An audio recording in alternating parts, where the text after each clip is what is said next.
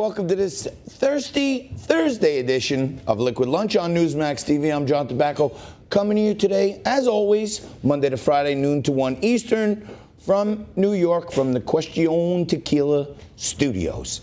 And today, it happened. We've been talking about this for about 2 weeks now, that I wanted to see the market bounce and break through to that 27,000 number. It's happened, and of course, our president celebrated it with a tweet today saying Dow hit 27,000 for the first time ever. And right here on Liquid Lunch, I've been telling you for about 2 weeks now, if we get through that 27,000, we close on a Friday on that.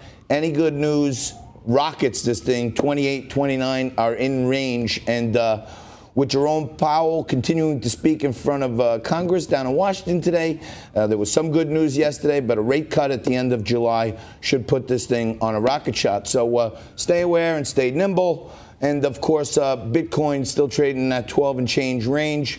Things are good. And one happy and sad note, we always talk about guests we have on the show and people who know where the rubber meets the road.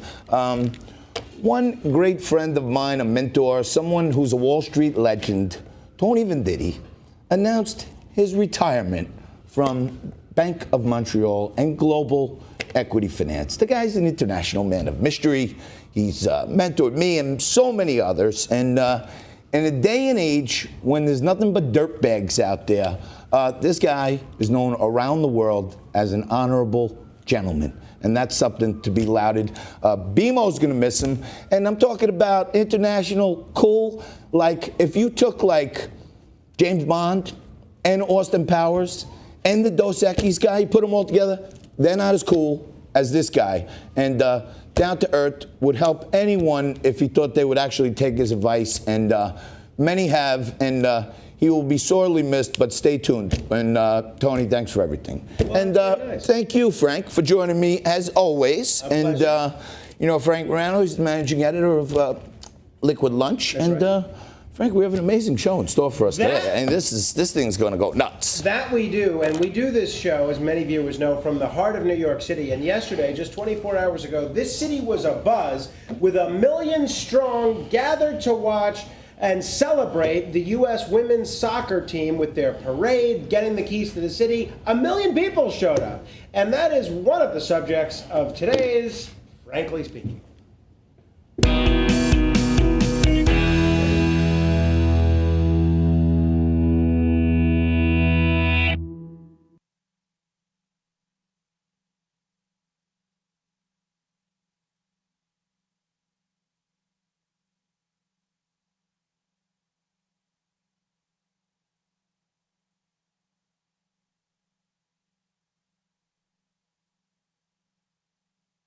This is what we do on the This is how you know this is reality television at its finest. Now, one of the stars yesterday of the women's national soccer team parade wasn't just the co-captain Megan Rapinoe, who thought it was appropriate to use the word mother effer in front of a large crowd that included teenage girls and 6-year-old would-be soccer players who idolize her. That's neither here nor there. But it was Bill de Blasio who took the opportunity to honor our national champion and politic. This is a little bit of what Mayor de Blasio said, I believe, on CNN.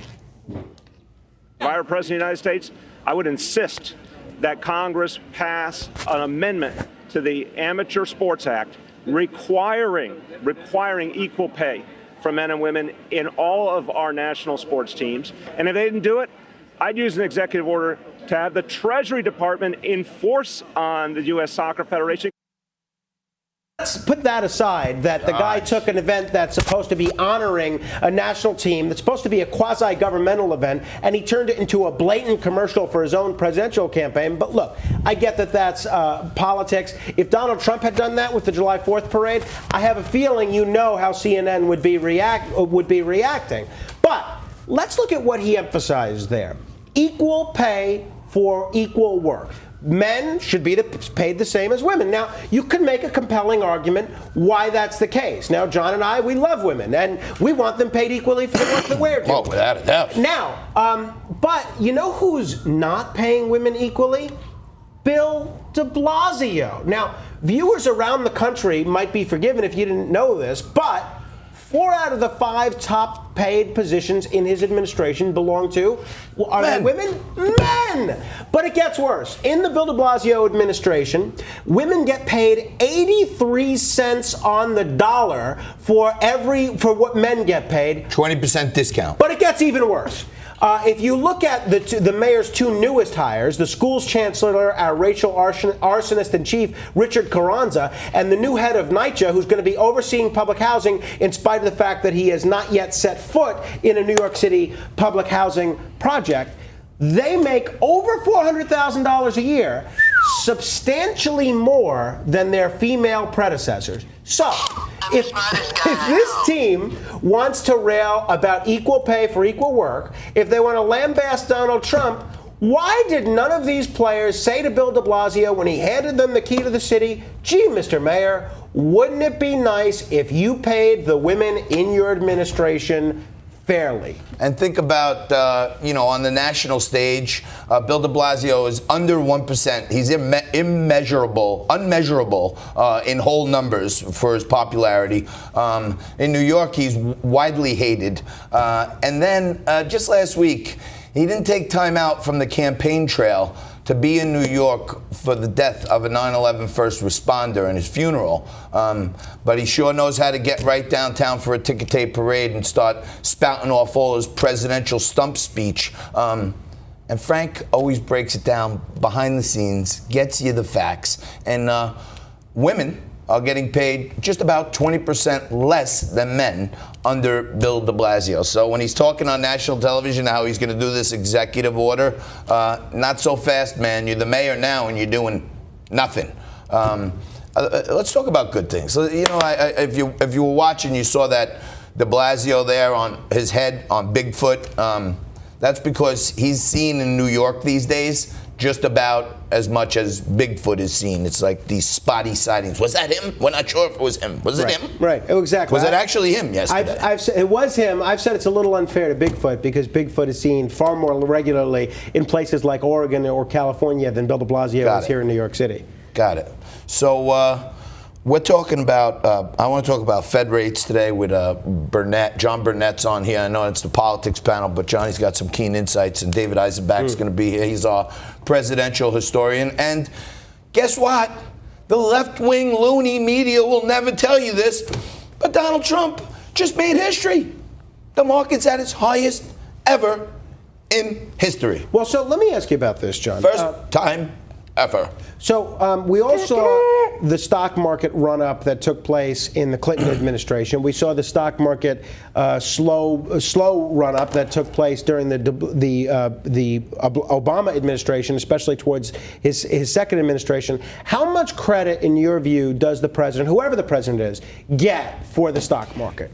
Well, I think the president gets a lot of credit. No matter who the president is. Well, I think if his policies create certainty, that makes the market feel strong, and that makes investors want to go out there. It makes money managers want to go out and invest further out because they feel certain. The one thing that markets hate is uncertainty. What's going to happen? Is he going to lower taxes? Is he going to raise taxes? Is he going to cut regulations? Is he going to make more regulation? When they don't have a good handle, and Trump has been razor sharp, laser focused on, hey, I'm going to cut taxes, I'm going to cut regulation, I'm going to improve manufacturing, I'm going to create jobs. That's what he said. There's no uncertainty there. And one by one, he's doing it. Well, so that's certainty, and the market likes it. It's not every president, but I would say in this instance, his policies and the great people he's got around him, like Larry Kudlow and Peter Navarro on his economic advisory team, Stephen Moore, he's doing what the smart people are telling him, and he's pushing his agenda, that's what he said he would do. Well, we like that. I do wonder, though, especially with, and I know you're going to get into the Jerome Powell discussion next, but especially with Chairman Powell indicating that the Fed still is probably going to cut rates sometime soon. Are we in danger of the stock market becoming another asset bubble? We've seen this again and again. Low interest rates can produce bubbles in real estate, in the tech sector, in stocks. are we in danger of a stock market bubble that's about to burst? Yeah, I don't see it. I mean, look, everything that goes up must come down at some point. And I talked a few weeks ago in a Trading Tips 101 about breaking through resistance and establishing support. So a close above 27,000, and if it stays at this level, it holds that 27 number for a week or two, that's some consolidation, that's some strength. That means the market believes it's going to hold here. But if some bad news comes out, if Powell says, hey, I'm not cutting rates, wages are up, jobs are up, I'm not cutting rates, the market will probably sell off, and there's a trap door there. It could drop right back to 26. So I'm not telling you to go load and heavy into the market here. But if Trump continues, and I seem to agree with Trump on a lot of things, but for those people who send me emails and stuff saying that I'm so partisan, you know what I don't agree with Donald Trump on?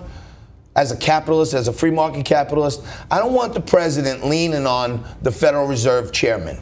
And I would like to see him strengthen the economy with some rate cuts, but the president appoints these people because they're experts and they trust him.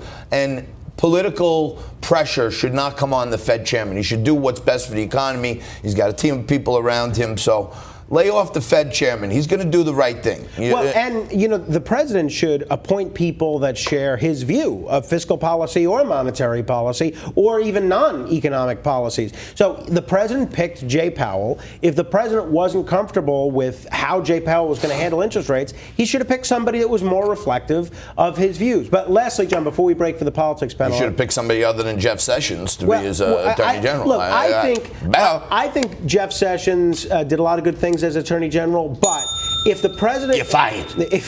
If he would have told the president before he was appointed that, by the way, that big Russia case that everyone's going to that's been talking about, I'm going to recuse myself from that, I don't think the president ever would have picked him. So Sessions certainly should have disclosed that. Snaked him a little bit. Snaked him a little bit. He wanted to get into office. That's it. Real quick, John, before we get to the politics panel, apparently, yesterday, right around this time, we broke the story of the census debate about whether or not the census question is going to be included in terms of citizenship. The president is apparently going to do a big Rose Garden ceremony within the next hour or two, all about that. All that breaking news. He may do an executive order. You never know. He might as well. The Commerce Secretary is well in his right to add this, and as long as he gives a good excuse, and he did. There's no excuse for you to change that channel or move. Politics coming up next. We mix it up. Republican, Democrat, David Eisenbach, Johnny Burnett. You're watching Liquid Lunch. Back after this.